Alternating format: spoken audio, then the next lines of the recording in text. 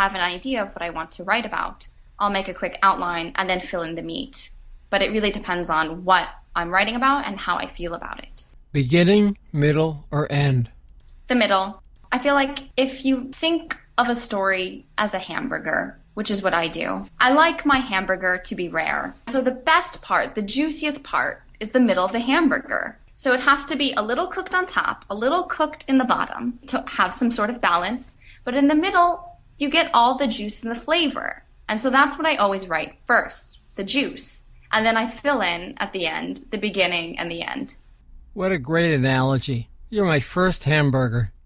Within the framework of an essay, are you also able to deal with peculiarities of your protagonist? Character development is a tricky thing since I'm a nonfiction writer, seeing as how my characters are real people.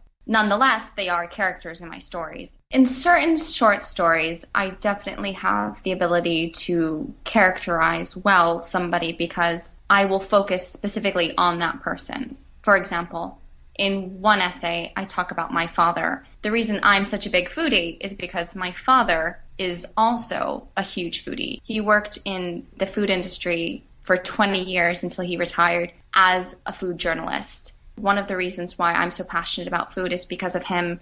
And so the chapter is all about his idiosyncrasies about being a foodie. What's the nicest thing anyone ever said about your book? That they've read it 20 times and still laugh. It's a great response, isn't it? How does that make you feel? It calms a lot of the self-doubt that I have, which is that indeed other people do want to hear what I have to say, and B, that they find it just as amusing as I do. When you said it gets rid of some of the fears or the insecurities of being a writer, we are all as creators filled with those. But when you hear a response like that, it must be overwhelmingly wonderful for you. It definitely is, especially since my stories are very personal. It's hard not to take the criticism personally because at the end of the day, it is my life. More than it is my writing, it is my life. Tell me a little more about your book. A Beautiful Mess is about relationships that we all have in life. And although the stories in the book are about my personal experiences growing up and as a young adult, I feel like there's a lot of things that people will relate to. Perhaps they won't have a gay deaf brother like I do or an ex-nanny stepmom, but they will understand what it's like to have divorced parents, sibling rivalry, what it's like to figure out your relationships with your significant others, lose people, have sick family. And so I think A Beautiful Mess is about seeing the chaos in life and embracing that and realizing it's okay to laugh at the hard stuff in life. In fact, it's okay to welcome laughing at the hard stuff in life. How about an excerpt from your book? Yeah, definitely. Although the federal government lists deafness as a disability, I've never seen my brother as a person with a disability. It's hard to imagine how such a word could be used to describe Brian when he's completely capable of doing everything I can, if not more. Other than his hearing aids, which he stopped wearing in college, and his failure to react when I jump out from behind him and yell boo, there was never really a way to know he was deaf. Thanks to amazing teachers and speech pathologists, nothing about his voice when he speaks indicates that he can't hear. In fact, I'm not sure how I learned my brother was deaf. I can't remember anyone sitting me down, telling me anything was different about Brian. Growing up, we were never taught to look at Brian as special, so it never struck me as odd that we watched TV with closed captioning, that Brian's alarm clock vibrated instead of rang, and that every now and again I'd receive weird voice messages from telephone relay operators. Hey Ali, it's Brian, just calling to say I love you. While I don't regret disregarding my brother's deafness, I do wish I were better at sign language. One of the great things about sign is that it's highly interpretive, and thus perfect for inside jokes. Like any other language, its subtleties allow for many comical misunderstandings. Take, for instance, the sign for coffee, which is ironically similar to make out.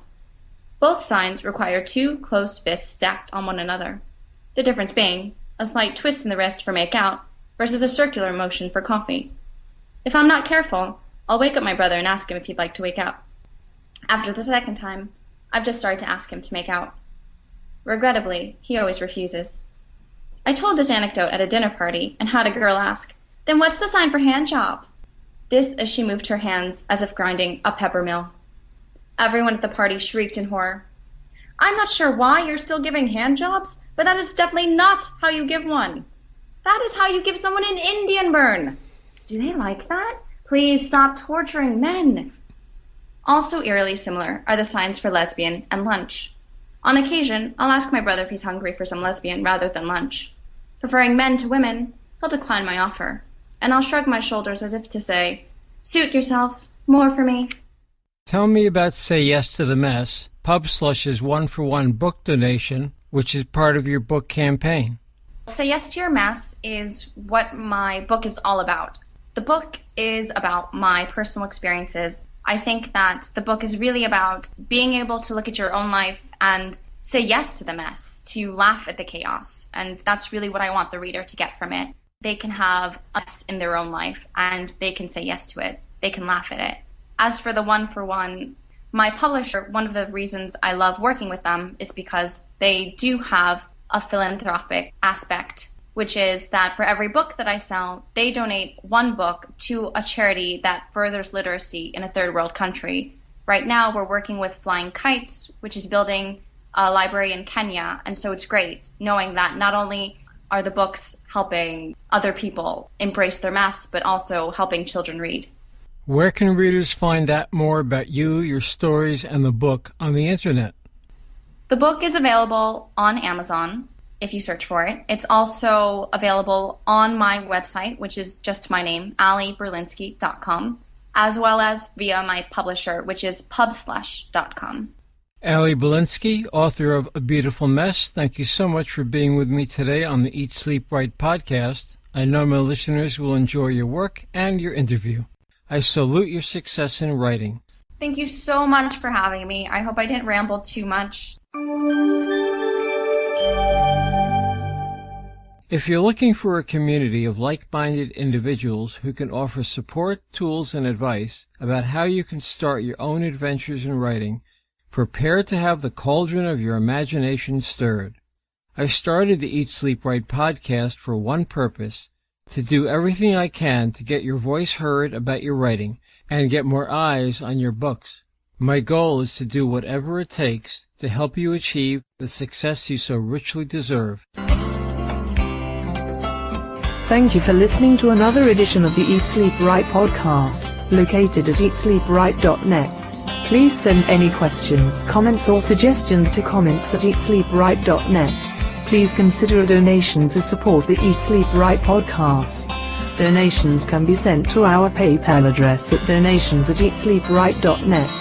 Once in a lifetime, the theme music for the Eat, Sleep, Write podcast, courtesy of Stephen Paul, all rights reserved, used by permission.